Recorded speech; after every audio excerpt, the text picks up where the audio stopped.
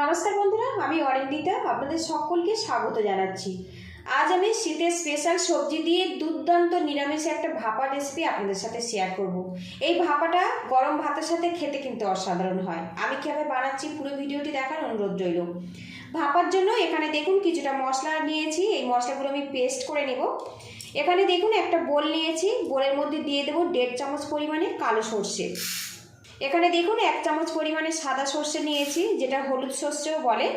এখানে দেখুন 1 চামচ পরিমাণে পোস্ত নিয়েছি।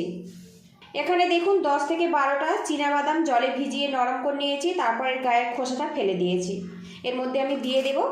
আপনারা চাইলে কিন্তু নারকেল কোড়াও ব্যবহার করতে পারেন। আর এখানে দেখুন শুকনো লঙ্কা আর কাঁচা লঙ্কা নিয়েছি, এর মধ্যে দিয়ে দেব। আর এগুলো বন্ধুরা আমি কিন্তু শিলে পেস্ট বানিয়ে নেব। আপনারা চাইলে কিন্তু মিক্সিতে দিয়েও পেস্ট বানিয়ে নিতে পারেন।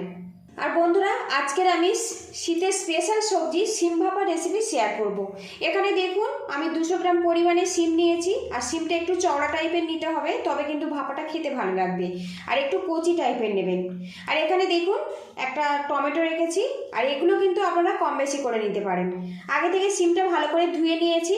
এবারে এখানে দেখুন শিমের যে পিছনের অংশটা এইভাবে কেটে এর মাঝে যে সুতোটা থাকে সেটা বের করে দিতে হবে। অবশ্যই কিন্তু সুতোটা বের করে দিতে হবে, নইলে খাওয়ার সময় মুখে পড়বে, খেতে ভালো লাগবে না। এইভাবে আমি শিম থেকে সুতোটা আলাদা করে দেব। এবার এই শিমগুলো আমি দুটো ভাগে ভাগ করে নেব।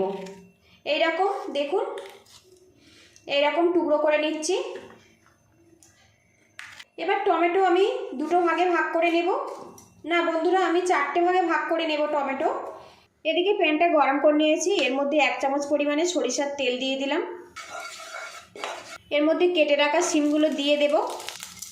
স্বাদ মতো লবণ দিয়ে দেব। লবণ দিয়ে শিমটা আমি হালকা করে ভেজে নেব। এতে শিমের যে একটা কাঁচা গন্ধ আছে না, ওটা চলে যাবে, সাথে শিমটা হালকা করে সিদ্ধও হয়ে যাবে। এবারে এর মধ্যে টমেটো দিয়ে দেব। এবারে এর মধ্যে দেখুন সামান্য পরিমাণে কালো জিরে দিয়ে দেব। আবারও নাড়াচাড়া করে নেব। টমেটো আর শিমটা ভাজা ভাজা হয়ে গেছে, গ্যাস হিটটা বন্ধ করে দেব। এখানে একটা টিফিন বক্স নিয়েছি, আর এই টিফিন বক্সের মধ্যে আমি শিম ভাপাটা বানাবো। এখানে দেখুন যে মশলাটা আমি বেটে নিয়েছিলাম এর মধ্যে আমি দিয়ে দেব। আর বন্ধুরা, এই মশলাটা কিন্তু একটু মিহি করে বাটবেন, তাহলে কিন্তু এই ভাপাটা খেতে অনেক বেশি ভালো লাগবে। এর মধ্যে দিয়ে দেব 2 চামচ পরিমাণে টক দই, দিয়ে দেব সামান্য পরিমাণে চিনি, স্বাদ মতো লবণ দিয়ে দেব। শিম ভাজার সময় লবণ ব্যবহার করেছিলাম, এখানে কিন্তু লবণটা বুঝে ব্যবহার করতে হবে। 1 চিমটে পরিমাণে আমি হলুদের গুঁড়ো দিয়ে দেব। এর মধ্যে দিয়ে দেবো 1 চামচ পরিমাণে সরিষার তেল। এবার এগুলো একসঙ্গে ভালো করে ফেটিয়ে নেব। একটু খেয়াল রাখতে হবে দইয়ের কোনো রকম দলা যাতে না থাকে। আমি এখানে শুকনো লঙ্কাটা বেটে ব্যবহার করেছি, আপনারা চাইলে গুঁড়োও ব্যবহার করতে পারেন। তো দেখুন মিশ্রণটা কিন্তু ফেটানো রেডি হয়ে গেছে, আর এখন কিন্তু খুব সুন্দর একটা গন্ধ বেরিয়ে আসছে। এবারে এর মধ্যে দিয়ে দেব মশলা বাটি ধোয়া জল, অল্প একটু জল ব্যবহার করলাম। এবারে এর মধ্যে দিয়ে দেব ভেজে রাখা শিম আর টমেটো। আবারও মশলার সাথে শিমটা কিন্তু বেশ ভালো করে মাখিয়ে নেব। আর এই রেসিপিটা কিন্তু একটু মাখা মাখা করে বানাতে হবে, যেহেতু নিরামিষ রেসিপি, ভাত দিয়ে খাওয়া হবে।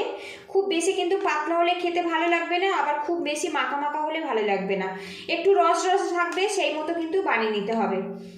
এর মধ্যে দুটো কাঁচা লঙ্কা দিয়ে দেব আরও 1 চামচ পরিমাণে সরিষার তেল। তেলের পরিমাণটা আপনারা কিন্তু কম বেশি করে নিতে পারেন। এটা ঢাকনা দিয়ে দেব। কড়ার মধ্যে কিছুটা জল দিয়েছি, আর এর মধ্যে দেখুন একটা স্ট্যান্ড দিয়েছি। এবারে এর মধ্যে টিফিন বক্সটা বসিয়ে দেব, দিয়ে 10 মিনিট ভাপিয়ে নেব। 10 মিনিট পরে তারপরে আপনাদের সঙ্গে দেখা করছি। একটা পাত্র দিয়ে ঢেকে রাখবো। এদিকে দেখুন বন্ধুরা, ভাপাটা রেডি হয়ে গেছে। আমি নামিয়ে নিয়েছি, আর কৌটোটা হালকা করে ঠান্ডা করে নিয়েছি। এবার এটা খুলে আপনাদেরকে দেখাবো।